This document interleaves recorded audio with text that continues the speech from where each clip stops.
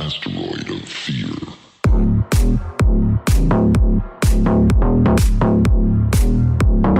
Hey everyone, welcome back to another episode of the Mental Health Podcast. And today we want to talk about holidays. Do the holidays stress you out? Do family events stress you out? Because they sure as hell do me. Um, it's a very stressful time. We're piggying back off of the Easter holiday, so it's kind of fresh on everyone's mind. And that's why this topic is so important to me and why I want to get it in here while we're all fresh, still thinking about it, because we're going to have some other holidays coming up, probably some summer birthdays, 4th of July, Memorial Day, and ideally, we'd like to figure some of this out and perhaps gain some tools and a female perspective on, you know, what their thoughts are and what they're going through during this time. Um, and not just think about ourselves, but to also think about how we can support our wives or our loved ones, our significant others, whatever that may be, your spouse, boyfriend, girlfriend. But, ideally, we want to have some tools and we want to be able to openly discuss some of the some of the pitfalls and different things that cause us this anxiety. I have anxiety just thinking about it right now. Just speaking, I have anxiety thinking about the holidays because they can be hit or miss. But we're going to get into a discussion here. And for this discussion, I brought in a very special guest. It is Amber McCrea, our therapeutic nutritionist from the Podcast Connection Network. And I did this because she's going to tell you she has a little bit of a focal point in this with some therapy she does. But also, you know, I don't want to speak to my wife, other people's wives, or the female population in general from my point of view and kind of leave the other point of view out because the idea is to come together and make it an enjoyable experience, regardless of the holiday or family event, and love and support one another. So I'm going to let Amber introduce herself and then we're going to kick off this discussion. Thank you, Richard. I appreciate you. And I am Amber McCrea, therapeutic nutritionist from Connection Over Perfection podcast, where I help women learn how to connect after trauma. And the way that I do that is through holistic nutrition and emotionally focused therapy, plus a bunch of other awesome spiritual hippie shit and just real authentic talk. Awesome. So, all right. Well, before we jump in, Yeah. I just want to slow you down because as the intro you were talking that this anxiety is coming up for you already. Let's talk about that a little bit. What happened for you? Well, you know, this past Easter, most holidays I am not a fan of because there's a huge expectation surrounding holidays, family gatherings, all the people you need to visit, the dinners, and this and that, the other. And, my past, I've worked, I was in the military, I've worked in a lot of kitchens, and I worked in emergency rooms and hospital environments. And oftentimes you're working holidays. So I didn't necessarily attend a lot of events in terms of, family holidays and whatnot. Most of the time I was working. So my perspective a little bit is that, you know, the meaning of the holiday is the meaning of the holiday. But when you talk about spending it with people, be it your family or your coworkers, to me, it's always been about the people I'm around at that time and just trying to enjoy good company. Food is good. If the food is there, that's okay, but it's not necessary. I can remember in the military one time, three of us guys eating banquet turkey dinners and a 12 pack of Ice House beer, and we were perfectly fine and happy and content. And a lot of that has to do with, because for me, it's always been about the people. And so the anxiety for me comes from, you know, going out of town, going to an event that's going to be at an in-law's house or something. And, there's so many expectations in terms of, there's going to be food, there's going to be presents, there's going to be these people, you need to dress a certain way because we're going to be taking pictures. And um, that creates a lot of anxiety for me because I know I'm going to So, be in the mix somewhere. Um, yeah. and my It's wife okay. will Let's be slow helping. down right there. Okay. Let's slow down right there. So, what I think I hear you saying is that holidays for you are really about the connection, about spending time with the people that you want to be around. So, it doesn't really matter to you where that is, what food, what clothes, what house, what paper plates look like. Right. It's really about the connection for you, right? It is.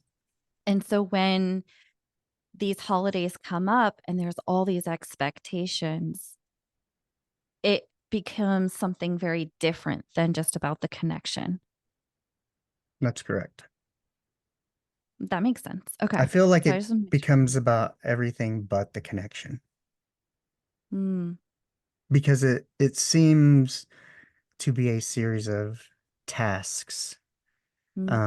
Like on an Easter Sunday, people are probably, if you're going to have a gathering, people are probably prepping Friday and Saturday.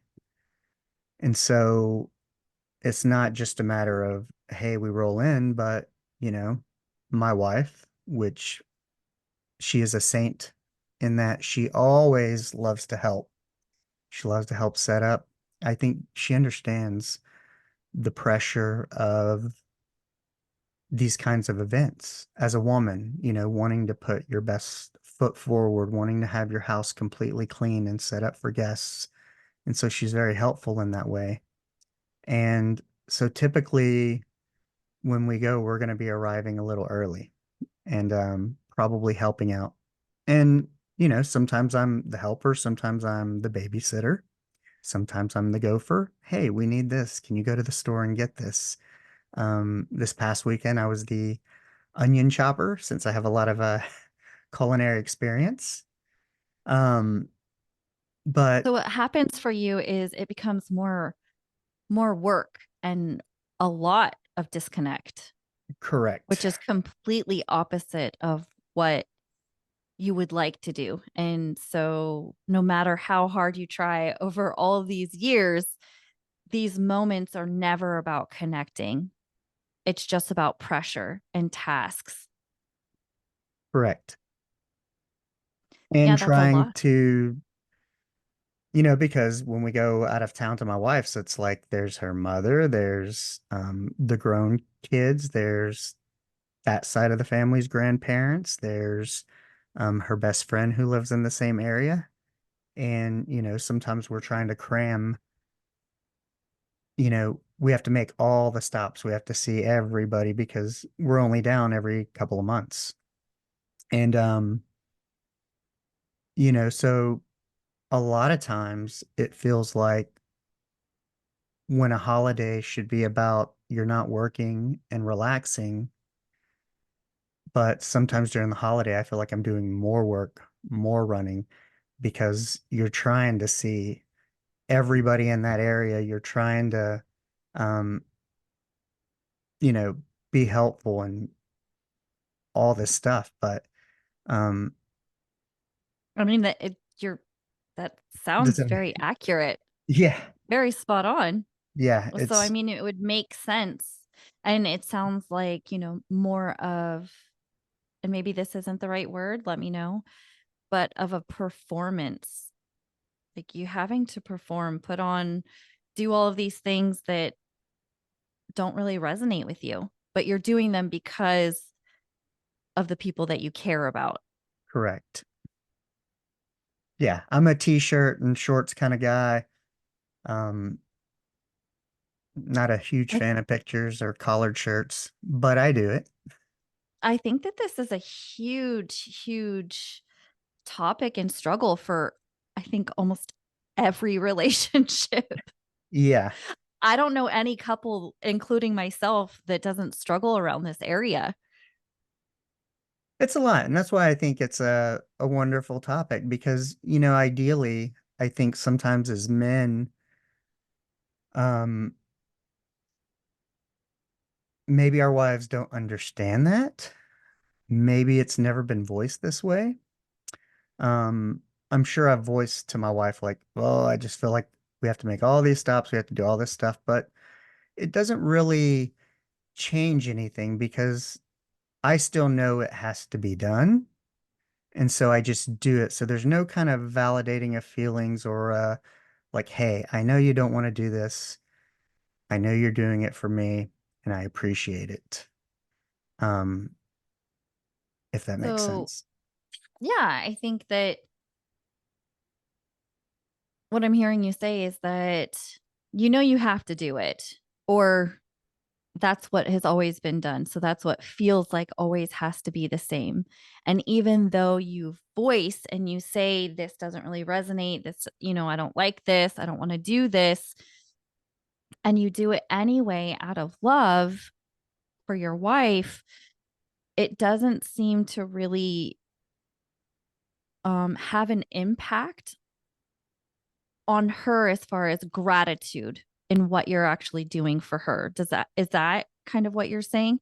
Yeah, I think, And I you know, think that this is huge because my husband and I struggle with the same thing. And, from the other perspective, right? And this is where I think we can offer the listeners some sort of navigation through it, because holidays are going to come and we have to do family events, and both sides are going to have to participate in things that don't really resonate, that we don't enjoy, and that are uncomfortable, right? From both sides, especially when we're talking about family and expectations and being around other family that is either judgmental or comparing. And that's what I found for me is like, I don't like being around people who compare me, or especially to other family members, or judge me. It's like I've worked so hard to get out of that. And right. so being around that is like, ugh. But Well, and, we when can't you're, just eliminate it. yeah, but, also like my wife and I have been together for 18 years. And when you've been together with somebody so long and you've known a family that long, their family also sees these different iterations of you, some good, some bad, you know? We we have bad moments and over 18 years you're like, man, they've seen a lot of my bad moments. They've seen some good moments too.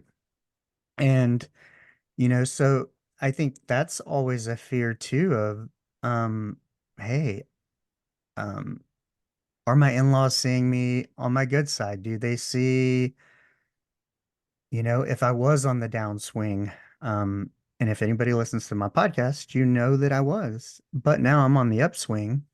And, you know, do they, can they notice that? Do they appreciate that? Or do they just say, oh, this is the person who's still on the downswing? And, um, I don't know, but in a way, what someone else thinks of me is really none of my business.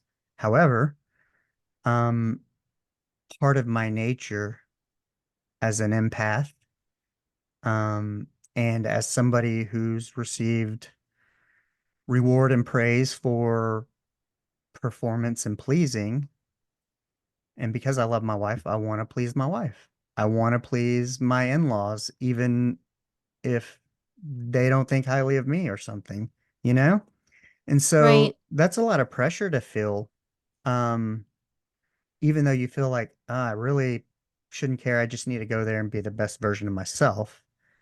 But Well, I think you said something really important that I think is a huge focal point, is connection with your partner. Because really that's what we can control, right? And we really just want to have our partner be safe in anything that we do, in everything that we do. And because we love them and we cherish them and we respect them and honor them, we want them to be happy and we want to make them proud, right?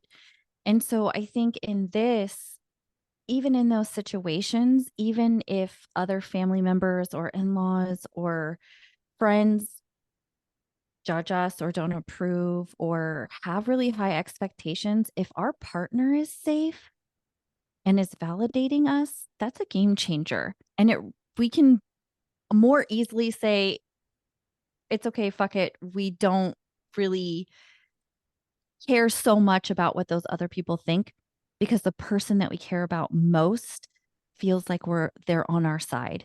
They get us, they understand, right? So, Right. and I think that we can really focus on that because that is really what we have control over. And really, it's about that connection. And it's the most important connection really we have in our life is with ourself and our partner. Agreed. Yeah, And so in go ahead. those moments, you had said validation from your wife, right? And I think Mhm. that this is so important. It's really tough because honestly, people don't even know what the fuck validation is when we talk I'm about learning. I'm validation, learning. right? And really, in my opinion, validation is really hearing the other person without having to put your opinion in. It doesn't have anything to do with agreeing or disagreeing or enabling or anything like that. It is literally just listening and hearing the other person. And I think oftentimes that gets lost because fear creeps in. We get scared that if we validate that, then we're encouraging that behavior. Makes And sense. that is scary. It's so scary. Right. And so for me, with my husband in these, he absolutely hates holidays too. Right. So this is something that I'm learning, which is why I thought this episode was really beautiful, is because I'm also learning on the opposite side. I am a very positive, solution oriented pursuer, Mhm. and my husband is more of a glass half empty or all empty and a withdrawer. And so navigating that, because what has happened is, just as you have mentioned, that because we have different views on expectations and what's important and values, I have made him feel not seen, not valued, not appreciated, and unimportant, just like you're speaking of. And oftentimes women do that because we don't know. And men do the opposite. So what you're talking about is, you know, you don't want to go, usually you choose to work and or stay home, Withdrawal. withdraw. Exactly. And what happens is then we don't feel validated and we feel abandoned and then we feel unsafe and scared. And so then we get into this negative cycle. And if you see so often around these holidays, it is so disconnecting because at the end of it, in something that we started off as meant to be connecting, everyone is disconnected. And so many couples, so many partners, so many family members get into this negative cycle and they don't know how to get out of it. And I would say, really, first is understanding that validation, right? Like you said, I'll do this. I really want my wife to understand I absolutely hate this and I'm doing it because I love her. And we could go back and forth because usually what happens is then she'll say, "Well, I don't want you, this is what I would say. Right. I don't want you to just do it for me. I want you to do it because you want to do it, because you want to be around your family, because you want to spend time with us, right? I don't want to do this all alone. Why do I have to do all this work all alone? It's not fair. And so neither person feels validated. And then it just continues to build throughout the weekend or the day or the event. And by the end, everybody is extremely disconnected. And exhausted Yeah. And, and then, emotionally. right. Right. Yeah. Well, I've really, in my journey of healing over the past 3 years and trying to become the better version of me, I've really tried to be in the moment and not be like, I do it just for my wife. You know, not this one, not this past one, but the year before, the Easter was awesome. We had a lot of fun playing games, and I made a real effort to want to enjoy myself, and connect. And I felt like we did, but this year it was a little different. Now there were some added stressors in that, my brother and sister-in-law, they hosted it. They moved houses and they had bought a new house. And of course, they want the new house for all the family to be perfect. And when we were setting that up, there was a little bickering between the brother-in-law and sister-in-law because, they're stressed out. They want, and I could see this. I could read the energy because I went in kind of with this, hey, I'm gonna enjoy this. We're gonna have a lot of fun. Um, and I might have even texted that or said that in one of our PCN meetings. I was like, Mm-hmm. I want to have fun because last year was so fun. But, when you go and the energy, the vibrations are automatically on this negative undertone of people bickering back and forth about what needs to be done. This doesn't work. Did you do this? Did you do that? Do we have this? That doesn't answer my question. Kind of stuff. And it's hard. And it kind of goes back to that thing of what you said, when another person feels bad, you want them to feel better because them feeling bad makes you feel bad. And so you really want yourself to feel better. And so when I would see like the bickering or the discomfort, um, little mini love spats that most couples have, when there's some pressure around, then I feel bad again and I want them to feel good. And is it because I want myself to feel good? In this instance, I don't think so. I think I want it to be, hey, like, let's not forget why we're here. Like, some of these things are really not that important. Like, and then kind of the way you get into this speak of, um, kind of, you know, military kitchen type things, barking orders, do this, do that. And I'm not real keen on that kind of stuff. I'm not keen on it from my wife. I'm not keen on it from a friend of hers. I'm not keen of it from a sister-in-law, a So brother-in-law, so let's because there's a lot right there. So let's slow down because this happens so often, right? Mhm. And one of the big things that I think is so important for, the listeners to take away from this is how we navigate through this, understanding what the fuck is happening. And I think that when we can begin to understand what's happening, we better have a grasp on how to navigate through it, right? So you said a lot there. You had an expectation when you came. It's going to be about connection no matter what. So already you came in with an expectation. And these aren't bad. We're being aware, right? We're I'm looking trying to at all be of this positive. from a non-judgmental, right? Right. But right. And it's still an expectation. You want this to be positive and you want this to be about connection, right?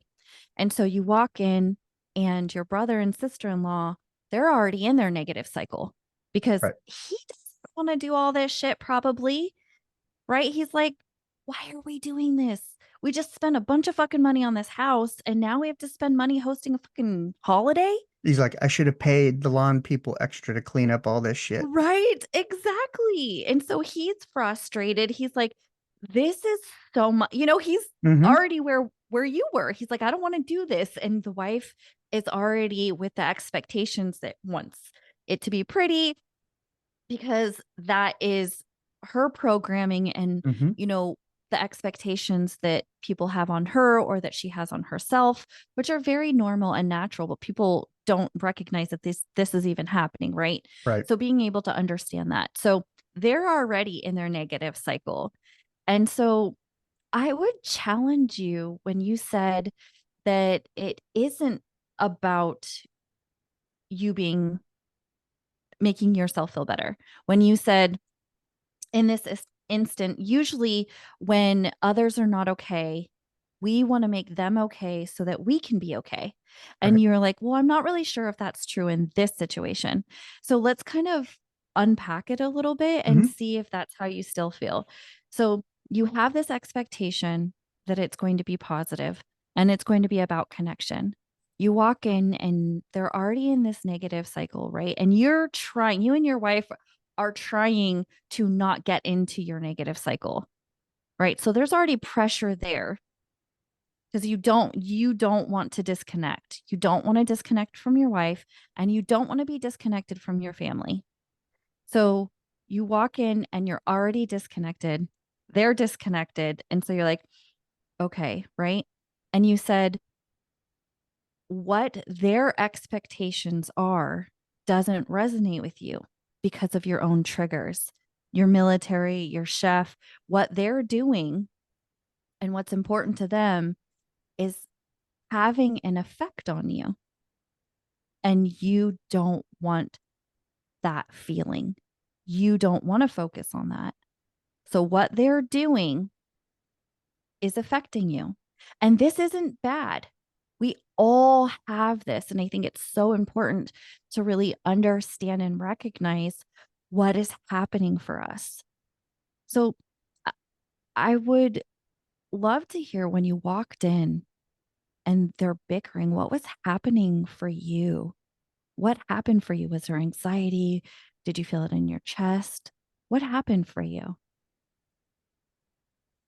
Um, I was initially happy and, you know, the brother-in-law's cleaning up, the sister-in-law's preparing to make gumbo, having a hard time cutting onions, which I eventually did, but I was kind of making jokes and she was like not having it. And I was like, well, I'm just in a good mood. So she's like, so you're just gonna make fun all day? Like as opposed to maybe contributing. I'm like, mm. So I ceased that and kind of went into helpful mode. But I automatically, in that instance, because they're not happy, I automatically took away my own happiness, my own giddiness, and didn't allow myself to be happy and actually brought my energy down to match theirs. So in that moment when you tried to connect, and Hmm. this is huge, when you reached out, you were vulnerable and you reached out to connect, you were rejected. And so you withdrew, Yep. which makes sense. That makes sense. But so just recognizing what's happening, right? And in that moment, it makes sense to be hurt because you were rejected. Well, And and so, of then, course, your energy would change. but then you turn into this kind of this old version of what we consider the male to be. Like, okay, you got rejected, just shut the fuck up and go do whatever it is they want you to do with your mouth closed and a smile. Because Yes. obviously, if you make any more jokes, if you try to be happy, if you try to connect again, try to lighten the situation, you're just gonna get kicked in the balls for it. So So then you kind of just, like a man, shut up, take it, suck it up, and just press forward. But you're Yeah. disconnected while you're doing that. Right. And so this is where our partners come in. And this is why learning this, and I love helping women learn how to be safe for their husbands. And it's reciprocal, right? Right. The men also, our husbands also have to learn how to be safe for us. And most people have never fucking experienced what a safe connection is. We don't even know what that means. That was never modeled for us. We don't I see didn't know that anywhere. till I joined the podcast connection network. I didn't know till I met you.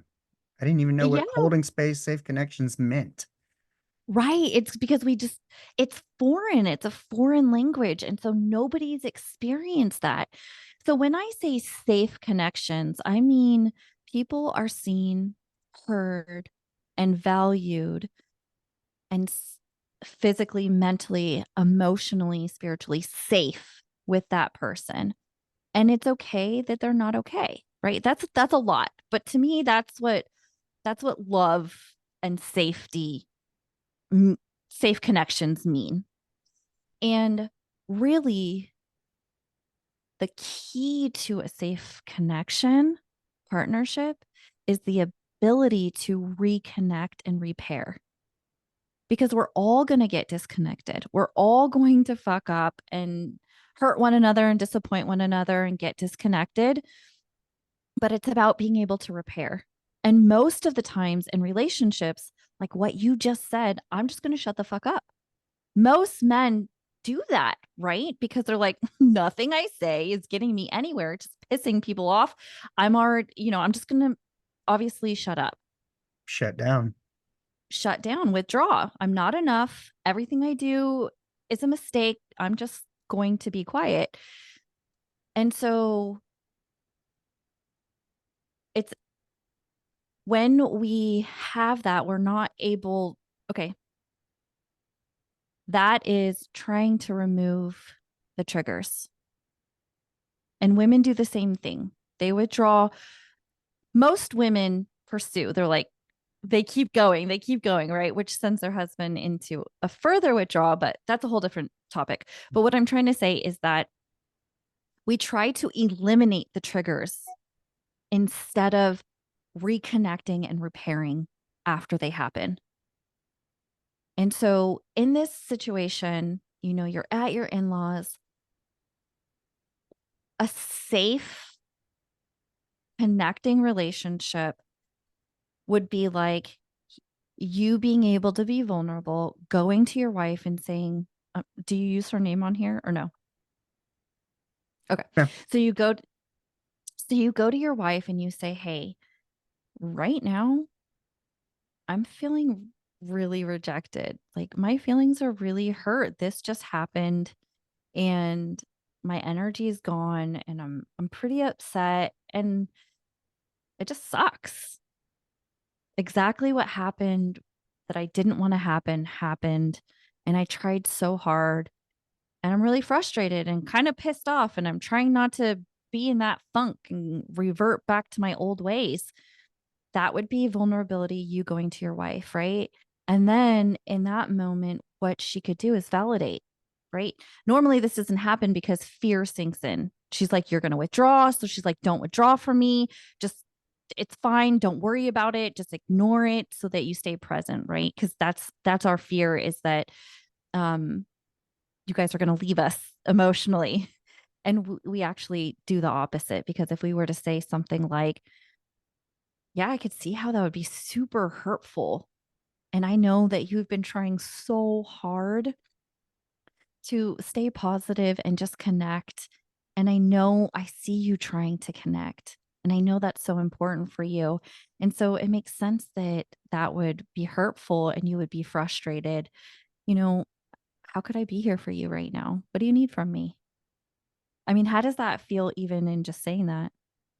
I like just hearing it and thinking if someone said that to me, like you could probably hear it in my voice. It almost like makes me tear up a little that somebody would even consider how I feel or think.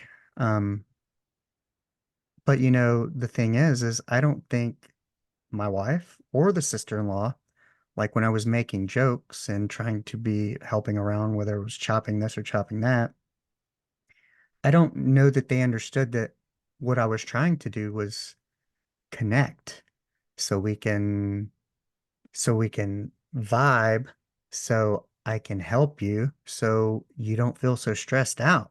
You know, I cooked for years and, you know, she couldn't cut the onions. And my wife's like, Richard cooked for years. He's cut plenty of onions. He'll do it if your eyes are crying.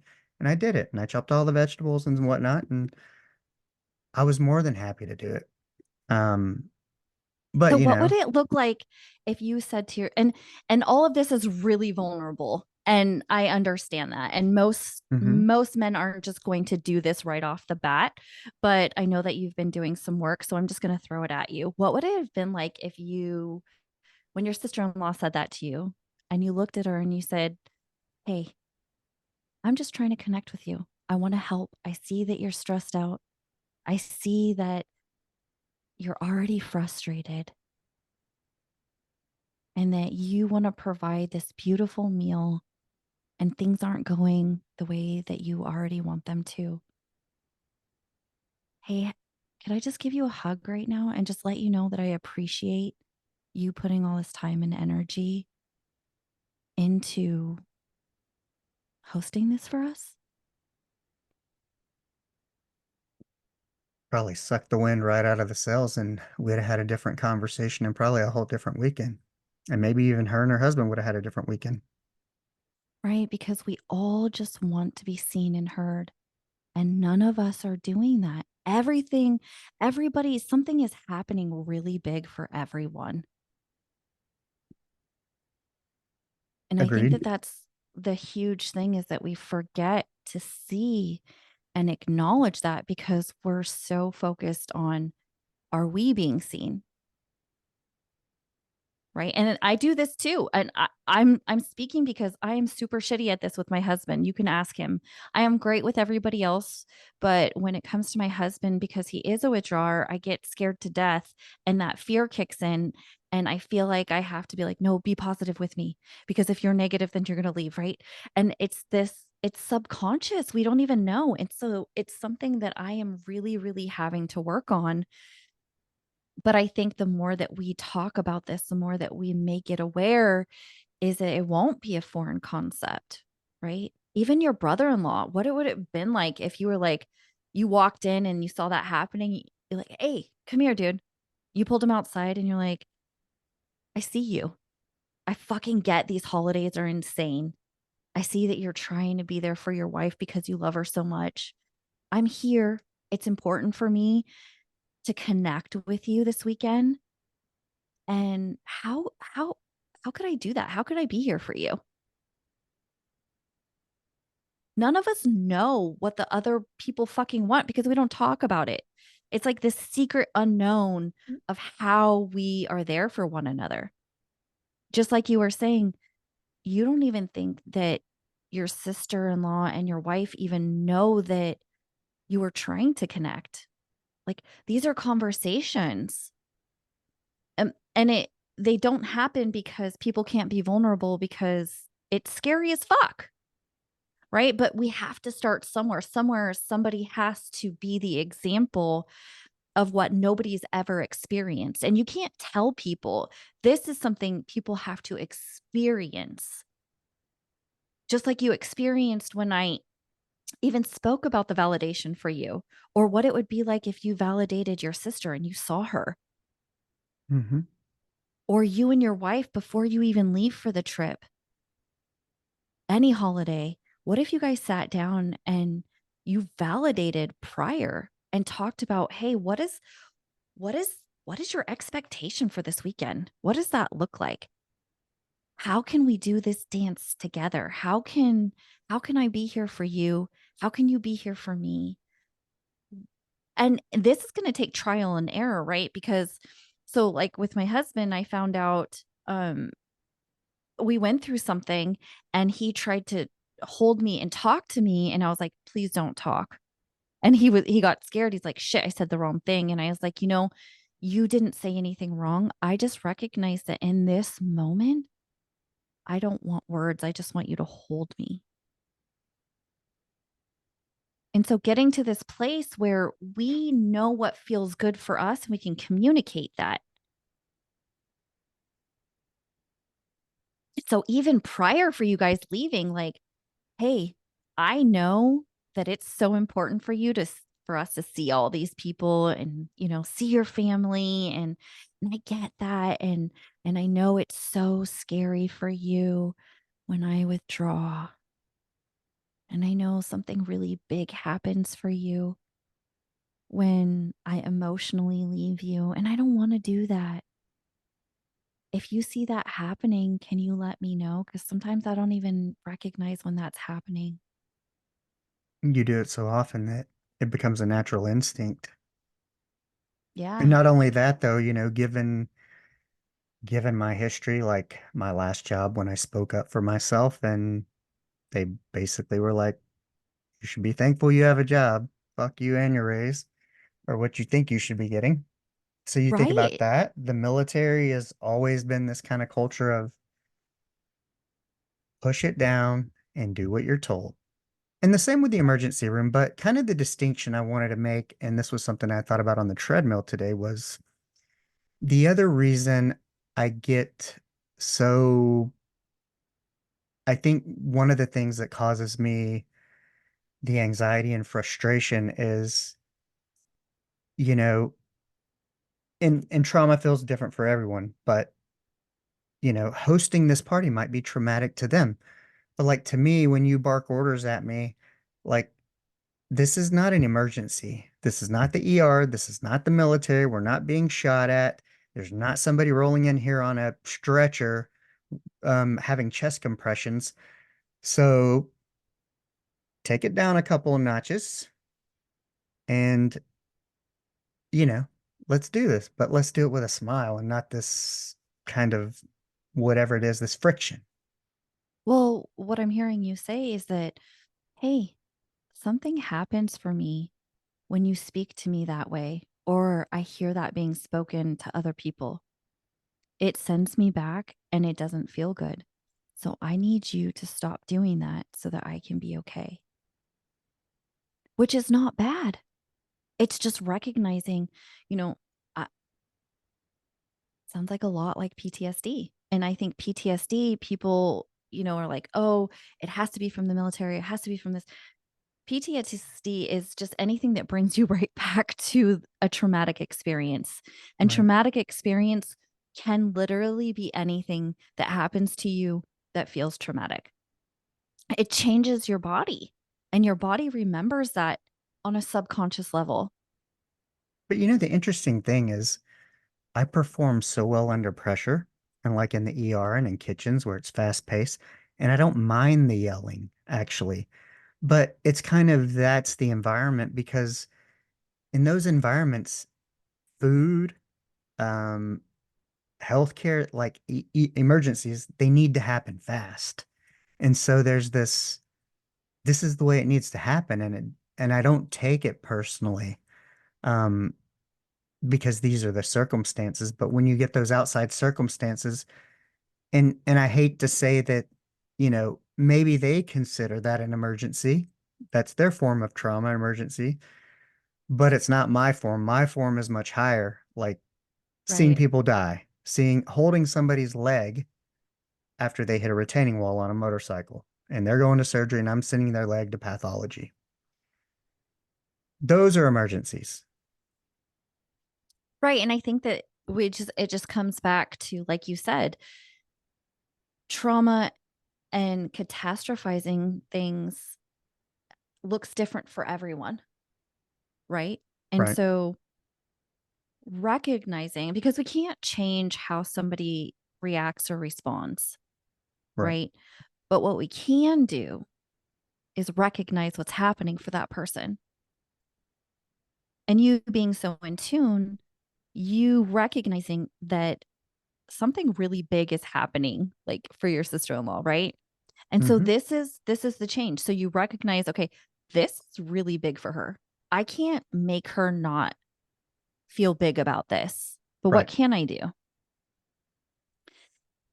Validate, offer to help. validate. And this is where most people, helping is nice, right? It's that fix. But Guilty. most people just, well, and say me too. It's hard not to, right? And asking questions. Hey, I see something really big is happening for you. What's going on? Asking questions like, I want to be connected to you. Do you need help? Do you need a hug? Do you just need me to hear you? What do you need right now? Because we can use that fix it energy Right. just in a new way. Because really fixing, if you think about it, is staying connected. We have to fix it so that the other person can be okay, so that we can be okay, so we stay connected. So really, it's just about being connected. It's a new Makes sense. way of repairing, reconnecting, and staying connected. Hmm. It's like I think about, for my family and just in general, I think people know me kind of as I would probably do anything for anyone. I'd give you the shirt off my back if you needed it. But when you think that it's yours, you expect me to give it to you, you say you're going to take it, then good fucking luck. Um, Right. And that goes that's the kind back of person to, I am. I don't like well, to be, but and I it's mean, I that think that withdrawal, makes like, sense is honoring, right? Like, right. am I valuable to you? Do you value me? Do I feel valued by you? Do I matter to you?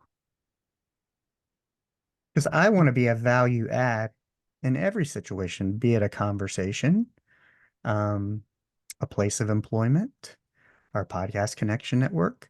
If there's something I can bring, I don't want to be dead weight, and that kind of comes back to the military, the kitchen. You're only as fast as your slowest person. And Yeah, all of that is mixed in. And I think validating that for yourself and having these conversations with your wife, like all of these things to help your partner understand what is happening because it everything that happens to us happens for a reason. It makes sense. We just have to help one another make sense of what's happening so that in those moments they can be like, I think this is what's happening. Let me check in.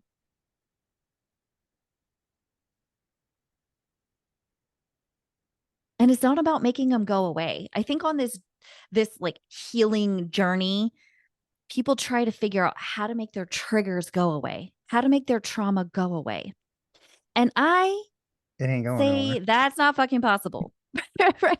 I think that you for sure lessen the hold that they have on you and you can have tools that help you recover and repair faster.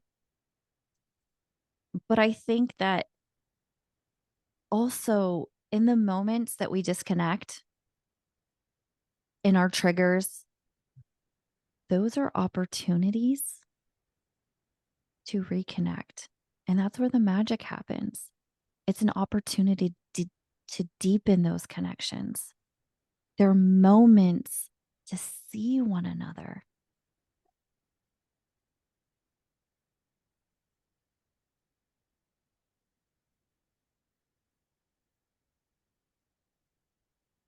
Myself, probably a lot of people got a lot of work to do Same. as It's something that I spouses, still because I don't know about other men, but myself, I just I want my wife to be happy. I want my daughter to be happy. I want everybody around me to be happy and have a good time. And wherever, coming from so many team environments, whatever position I need to play, I'll play it.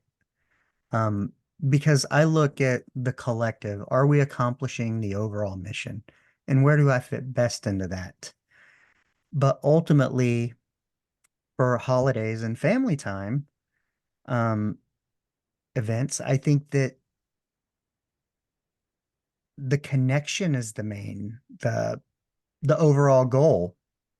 And if all this other stuff in between kind of can get in that, because there's these series that, up the mountain of disconnections, and it's harder to get reconnected when the energy's that way. Because, you could imagine, like, we went over there on Saturday to prep for Easter Sunday, and they were going to have to cook gumbo outside, and it started raining because I was actually outside journaling. And I go, oh, she's probably freaking out. And then the rain stopped. And, you know, we got over there, and I was like, I bet you were freaking out this morning. She's like, yep, I was. And, Sunday was a little better, but there was still some negative energy undertones, kind of like a little undercurrent. And I don't feel like I mean, I did connect it sometimes, but I don't feel like I stayed connected.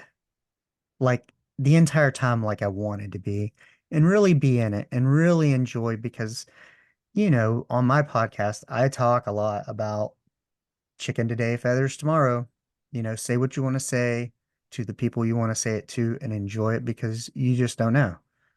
And so seizing those moments when we only get to go down there every few months or whatever it is, and they don't go how you want, or you don't feel as connected or as complete or um as fulfilled when you're driving away, then it kind of seems like a failure. And I don't like to fail.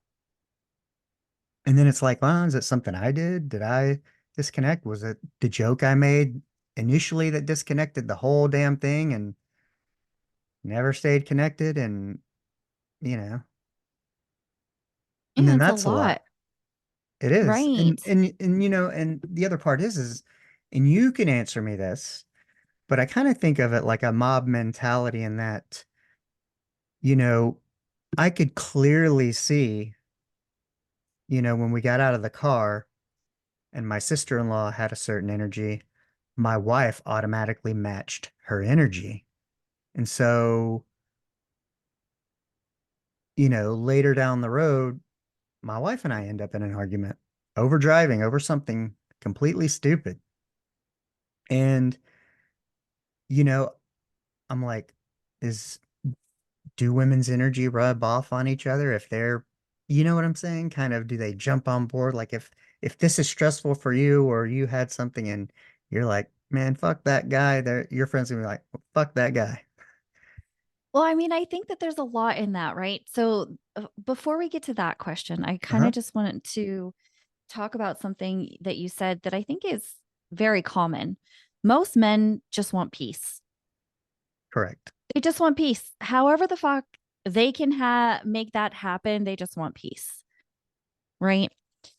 Women want connection. They want adventure. They want to do all of these things. They want to stay connected, right? And so many things are happening for both people.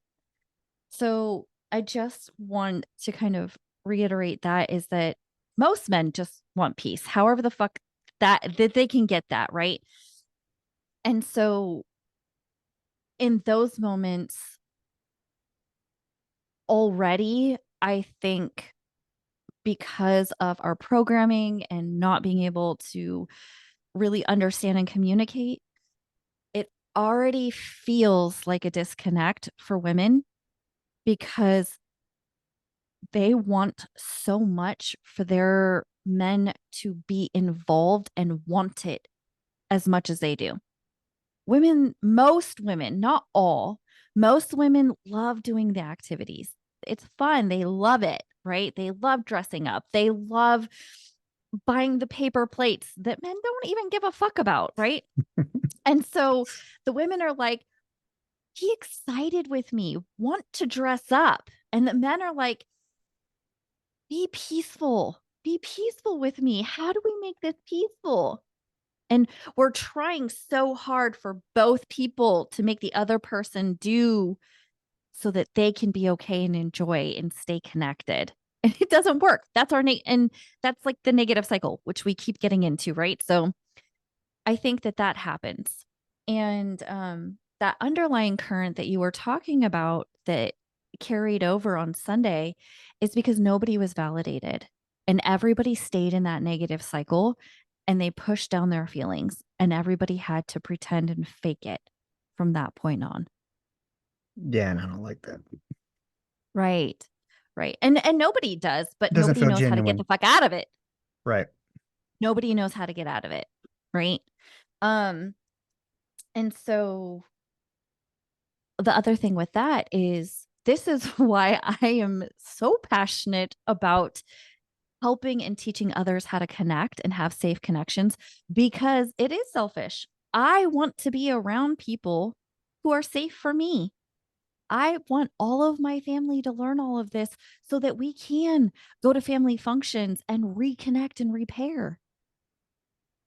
And so it's an expectation and a desire of mine that I have to watch very closely because it is a lot of work and not everybody is going to do that work. And so because people don't have this, they haven't experienced it. Fortunately and unfortunately, those that have experienced it and are understanding it and learning it are the only ones to give it and be it, to be that example. And it is a lot of work to be safe for other people who are not safe for us. It requires a lot of self love, having our own safe people, taking care of ourselves, validating, getting validated from ourselves and our safe people, and vulnerability because we're going to get rejected and rejected and rejected because those other people do not understand and they cannot give something they've never experienced and that they don't have. And so knowing and choosing who you're going to do that for, knowing that it's going to be a lot of work and it's a lot of energy, and not having that expectation of reciprocating it, maybe ever, but in the hopes that maybe one day you will get it back from them and that they will understand, but they won't if if they never experience it. And unfortunately, because it's tough, part of that goes into holding space and allowing them to not be okay Right. over and over and over. That validation, that non judgment, letting go of expectations, year after year of validating your family. And maybe one day they'll experience it and they'll feel that shift like you have. You know, I look back on it and in my efforts to try to be everything that I think everyone wants me to be, I didn't spend much time on my phone. And part of me is like, if I didn't feel like there were safe people, like maybe I should have reached out to you, Hunter, somebody who I feel safe with, who has a way of explaining that to just go, look, maybe they just need a validation. And maybe I could have done that then on Saturday. And maybe Sunday would have been a barn burner as opposed to just, I mean, it was good. It wasn't bad. It didn't have the same energy as the year before. There weren't quite the number of smiles that there were the year before. And Yeah. if any of them listen to this, you may disagree, but I know I was there. I'm super in tune to me, but I'm also super in tune to what's going on around me Well, and I think because of that. the underlying is the disconnect. Right. And you really, really felt the disconnect between you and others and between others. And And themselves. yeah, exactly. Right. And the more that you learn about this, the more that you see it, the more that you experience safe connections and validation, the more you're going to be drawn to that. And the more you're not going to, the more you're going to be sensitive to not receiving that. It's going to stand out even 10 times because you're like, hold on, wait a second. Especially like, at PCN, the Podcast Connection Network, we have formulated a group of Mhm. very safe people who do validate and honor and hold space, which is very sacred. And this is a lot of our missions is to be that and help people experience that. And so when you experience it on a day-to-day basis, it becomes your new norm. And then the outside world is now almost foreign and it feels very, very different and very, very sensitive to that. You're like, wait, let's go back to that safe. And Right. and what I loved what you said is having safe people, whether that's friends, whether that's a therapist, a counselor, a coach, your spouse, finding and creating a safe connection so that you have a lifeline. We don't have to do this alone. It's almost like an alcoholic having a sponsor when they get in tough Yeah, times. exactly. And we all, in my opinion, I'm a coach. I am a I counsel, and I will always have a counselor. I will always have a coach. I will always have a mentor. And that goes into another stigma of needing help, right? And Mhm. especially for men, that can also feel really vulnerable. So a lot of what I'm talking about today, I fully understand that this is a concept that is foreign and does not feel safe, which I fully understand. So, on my part, I am helping women learn how to be safe for you Mhm. guys, for you men. Don't worry. Um, but when you men are vulnerable for your partner, it draws them in. And it's this very funny thing that when you're vulnerable, it actually softens, right? And then we can get into the whole divine masculine, divine feminine. In this society, most of us women have had to sit in our masculine energy. And this changes the dynamic of our relationships because then we're almost competing with our men for that masculinity. But what women need is for their men to be in their divine masculinity so that we can pull back and be in our divine feminine. And what does And divine I masculinity look like? well, we could Google it, but they're for the simple, Mhm. in my opinion, for this conversation, we view men as being strong and fighting and not talking and just not crying and handling it all and just shoving it down and keep going, right? Actually, divine masculine is very in tune, very vulnerable. This does not make him weak. He's actually much stronger because he is in tune with vulnerable parts of him. And so this does not mean that he can't fight, he can't protect, he isn't strong. It just means that he has the ability to know when to use that and when to be vulnerable. So divine masculine and divine feminine are when each are sitting in both their masculine and feminine, because we both male and female have masculine and feminine energy, but it's when we reside more on one, when we pull that pendulum back, right? And so most women, for me even, it has taken me so long and I still struggle with it. I sit in my masculine because I have had to protect myself. I haven't had safe, especially safe male connections, right? So I have had to protect. I have had to do all of the things. I have had to be strong. I have had to work, right? I have not been able to really sit in that vulnerability, that care, being taken care of. We've always had to take care of.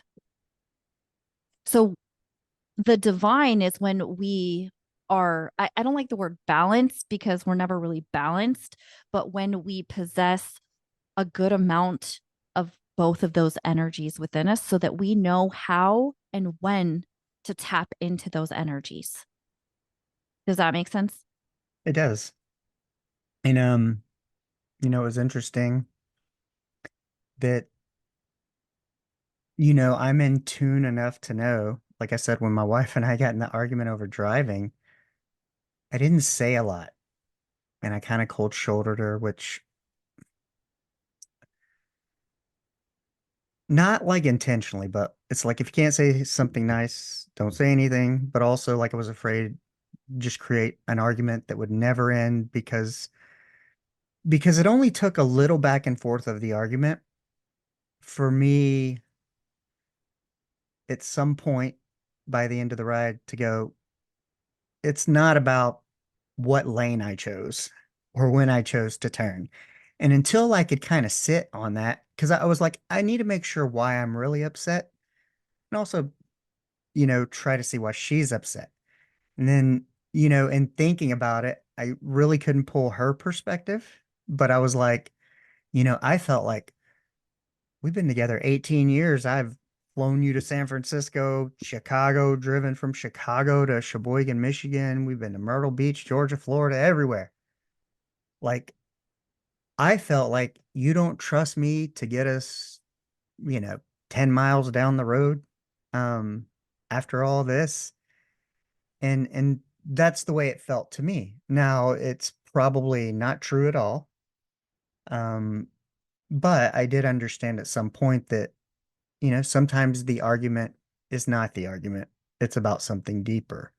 And, for me, I felt like, oh, my wife doesn't trust me to drive her and my daughter because, and I told her, I go, just because I made a decision that you wouldn't make doesn't mean it's a wrong or bad decision.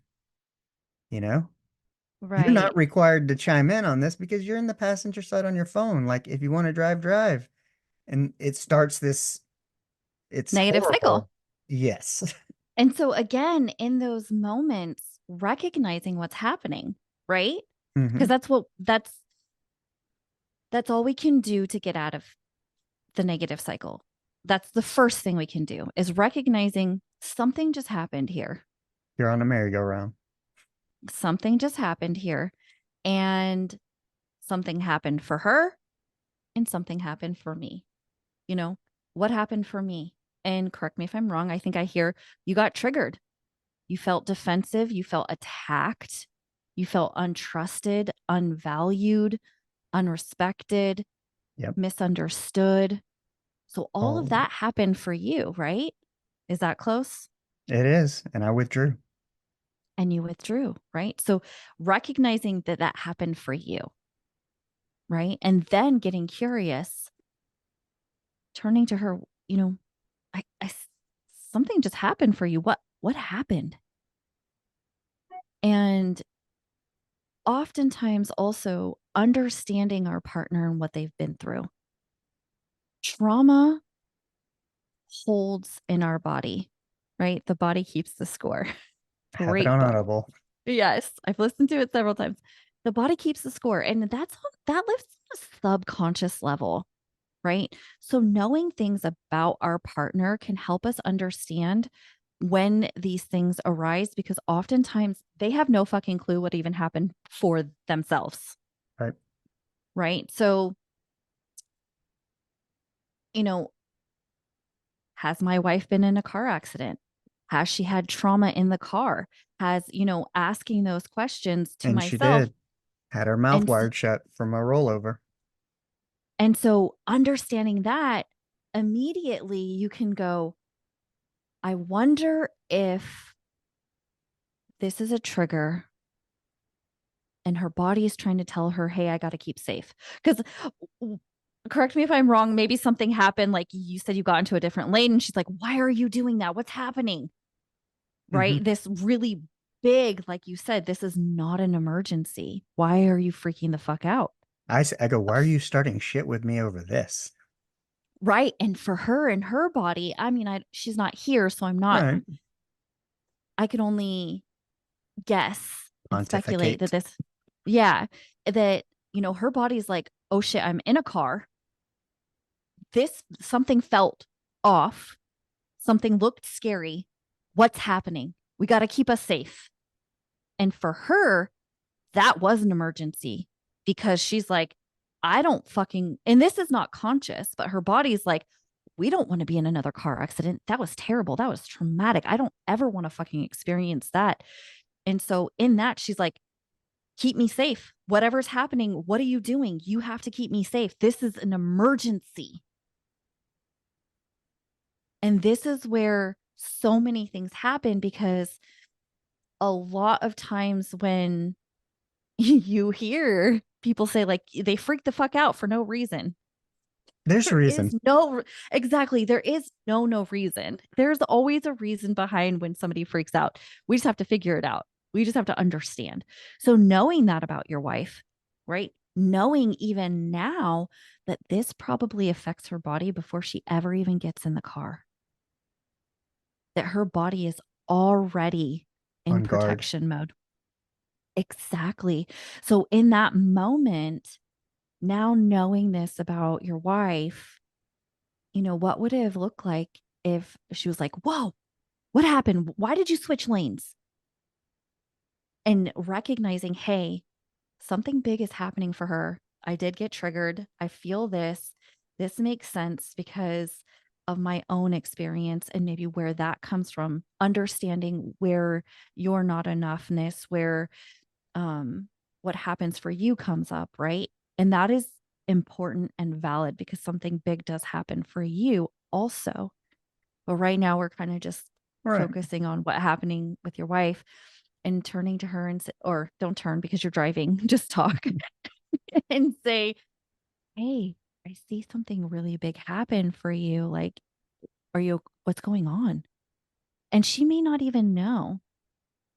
And you can even help her understand, like, hey, does being in the car give you anxiety at all?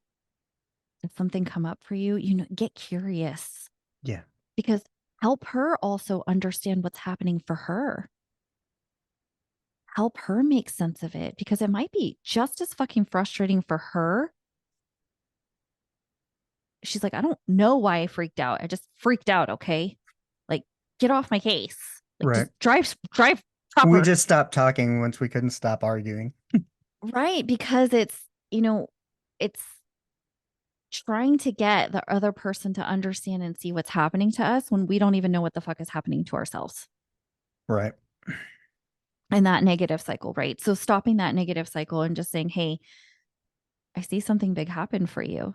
Like it would make so much sense that you would have that reaction based on what you've experienced. Wow. Man. So weird. Like I have anxiety just reliving it all because I'm like, oh, if only, I mean, I know I'm more in tune with myself because I was able to recognize it wasn't about the turn, it wasn't about the lane. But like for me as a man and a husband, the part where I can do better and kind of failed, and mostly because I don't know, is to recognize that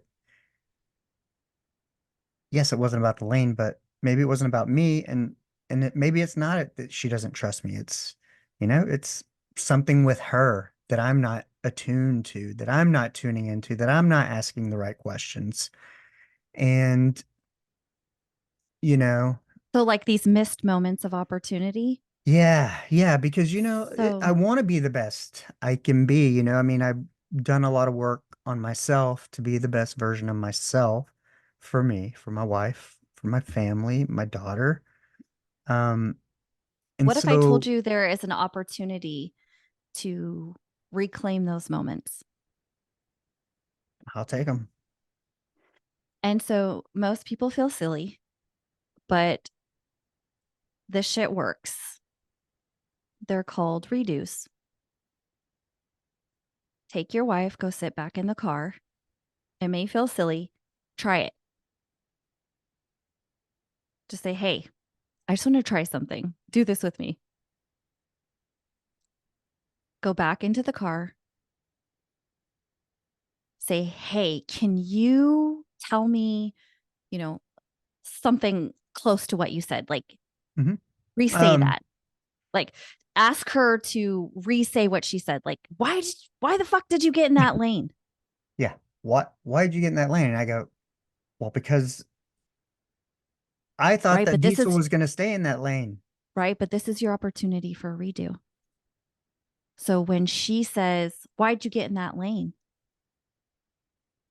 Hey, And because you're not driving, hmm you can actually take this moment on a deeper level.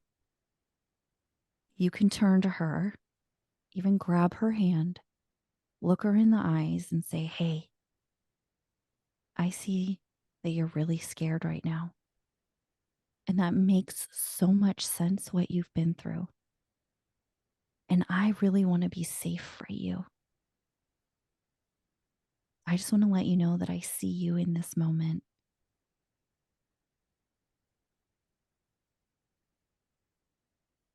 is being scared come off is angry sometimes, masked. 100%. Because scared is vulnerable. And if it's not safe to be vulnerable, you're getting anger. Because, it's one of those things of being able to ask the other person, like, do they even understand? Like, no, I'm not scared. I'm angry that you did this, that you chose the wrong lane. Will they Well, pick right, up on because that they're scared? um and if she says, I wasn't scared, I was pissed off, and you say, I see that you're really angry that I chose a different lane and something happened for you. And you can get curious. You can say, you know, why did that affect you? And in the beginning, people don't know, right? She could say, I don't know. It just did. And you can validate that, right? You can get curious too and say, when I switched lanes, where did you feel that in your body?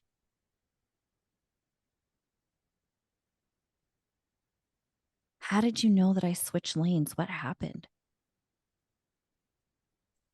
Because most people are not in tune with their body. So not only are you helping her make sense of what's happening for her, you're understanding her better.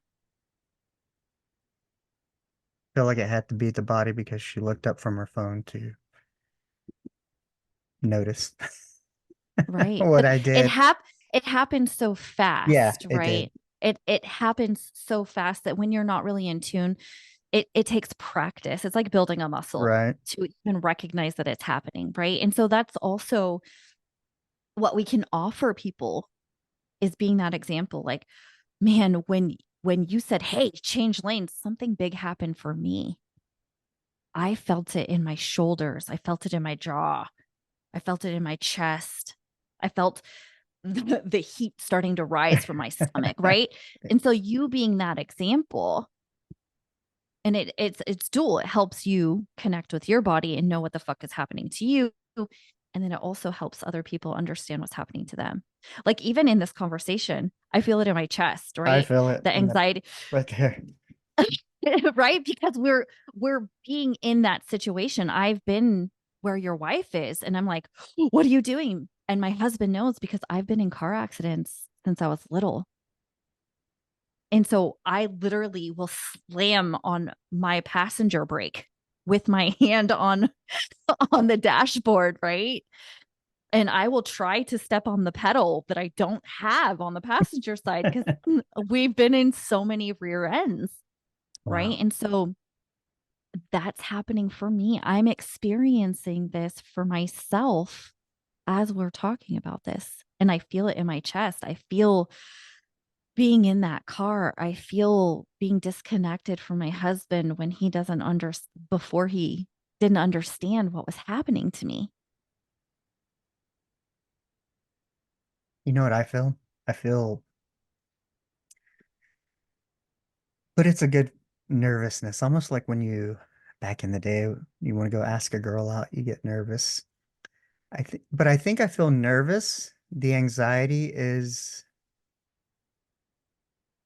wanting to be better, wanting to do better, and next time something like this happens, I get a chance to respond appropriately or better than I did, and hopefully make her feel safe and validated and um, strengthen our connection versus, spending our 18-year anniversary not really talking to each other on a ride Right. home. I don't Yeah. want that. Reconnecting and repairing. Even I want to leave the listeners with hope that we don't also have to wait. And I think so many times we feel like we have to wait. Like even with your brother and sister-in-law, you could message or text them and say, "Hey, it felt really disconnected." And that doesn't sit well with me. And I could see that this weekend was really tough. It was You can go back and validate and you can reconnect, repair.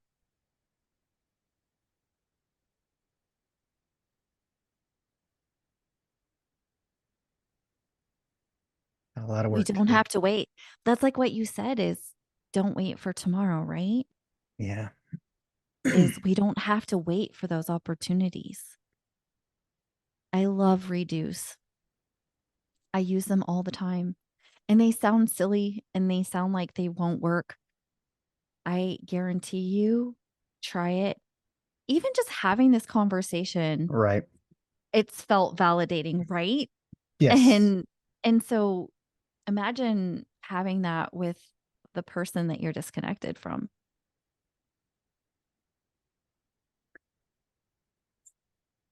Podcast that turned into a therapy session for the listeners, but that's okay. I'm willing to, you know, the idea of the podcast, the discussion is it's not just for me.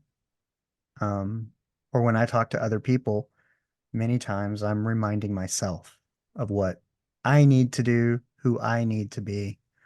So it's not just for the listeners. So hopefully the listeners get something out of this and the therapy session just wasn't for me, I mean, I but got it's something okay out if it of it.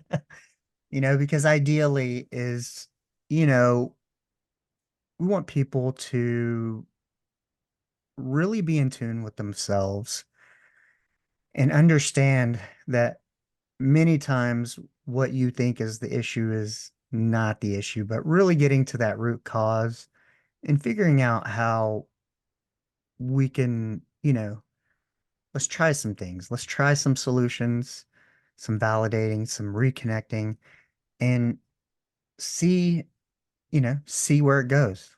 Let's try it. And because the idea is to grow closer, not further Right, that apart. connection.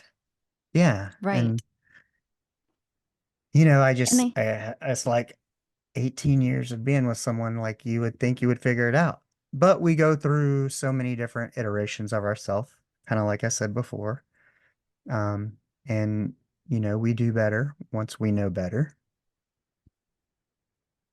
But it's part of I think it's part of the fun, um, is the process. And even to think, um, to go, hey, this might make us closer than we've ever been. you know, as opposed to, because typically we tend to argue with the people we're closest to, we love the most. I don't know why, but we just do.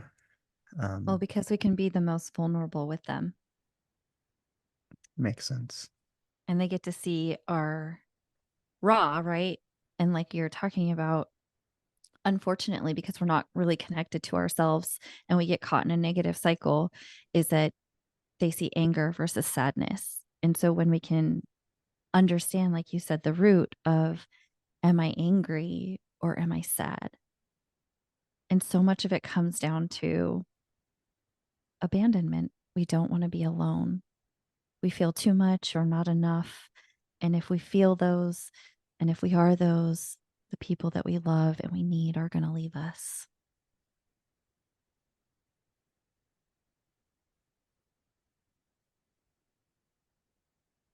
Hmm. A lot to think about, a lot to digest, a lot to process, a lot to put into action because that's the most important part, obviously. But, I thank you for being here. Thank you for your point of view, for, speaking. Like I said, this was an important topic for me, an important conversation to have. And the reason I wanted you here was because I want to see both sides. I want to know how I can be better, how I can do better, and I don't want to come off looking like a douchebag to everyone. But this is really a journey about getting better, about improving, about strengthening, repairing, making stronger Connection. connections. Yeah. And so I appreciate you, and I hope the audience, the listeners, enjoy it, get something out of it, and put something into practice. And on that note, too, they can visit the Podcast Connection Network landing page.